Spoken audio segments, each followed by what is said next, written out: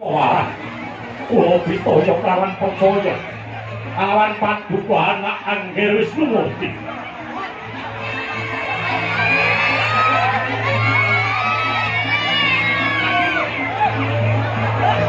Anak Angger Wisnumurti. Mesti wis ora ana kautaman kang pipi banget nelongso dadi duta ora bisa ngrampungi gawe jejegno bener paterno kahanan iki yo wis lumurti.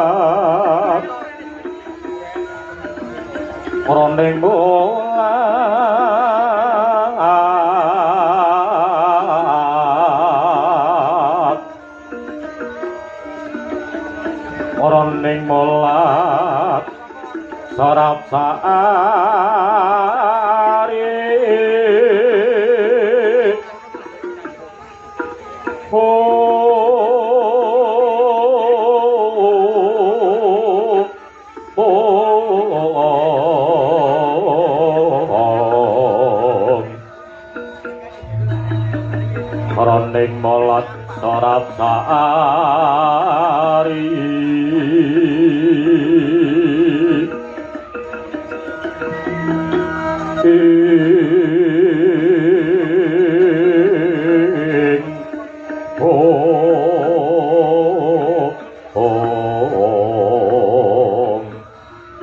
sari sari Lerwito tari tumurun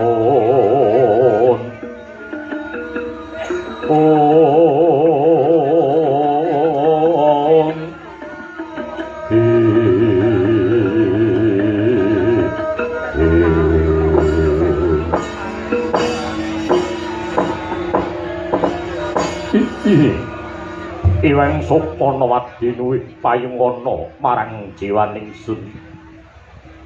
Putu Pandhawa titi kalungguhan iki wis percaya lawan Mitaya marang Risang Narayana kuwi jebul ora luput karana wis tinaliti kanthi permati sepisan wujuding putuku Narayana Yana Tandrawati Sri Bathara Kresna wibawaning Ratu Ndwarawati jagat tanpa timbang kabeh padha nyekseni kasektening Nalindra Ndwarawati titis mring samubarang dasar titis Wisnu Bathara kang sejati ingkang angka 2 wicaksana putus ing pamawas hambek adil para marta wasis micara hadhasar paugeran kanthi dedasar bener kelawan bener ingkang angka 3 guna kasetene lamun kapengkok ing Pancabaya ubayane datan ambalenjani ingkang angka 4 dayane manungsa sing bisa ngawekani marang samubarang bisa mbedakake endi sing bener kelawan endi sing luput dene ingkang angka 5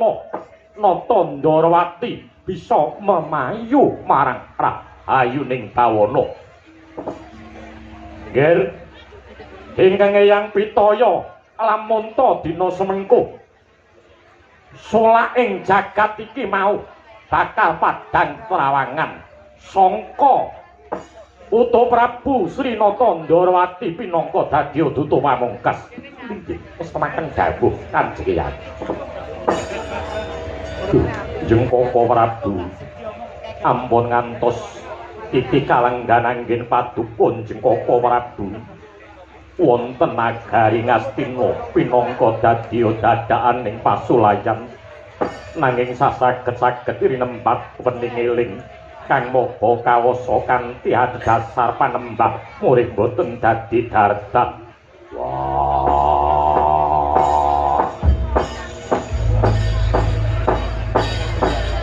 upamane dadi dardah aku yo mengeling-eling aku yo mengelinge marang para Nalindra ing Astina para sembahaning para kawula para brahmana supaya ngerti marang unggah-ungguh Subasita katurna marang kakek Bisma elinga marang kautaman sadurunge dadi korban semanten ugi ingkang rayi Koko Prabu Arjuna gadah pangajab mugi prasapta warga kalis saking cerah santosaning darat saptawarga inggih saking tetunggalan boten wonten kasantosan ingkang tanpa paseduluran Koko Prabu semanten ugi ingkang rayi kula pun kembar pitaya lawan percaya duh njeng Koko Prabu inggih namung paduka njeng Koko Prabu ingkang saged bawa raos liru pamanggih lawan kadang kula pun Kurawa satemahan dadosaken padang jinggang tarangan wujudipun pamanggih paduka Pandhawa nengenaken dhateng pasederekan Koko Prabu duh Koko Prabu semanten ugi ingkang rayi kula ugi mekaten sedaya ingkang dipun ajab namung dadya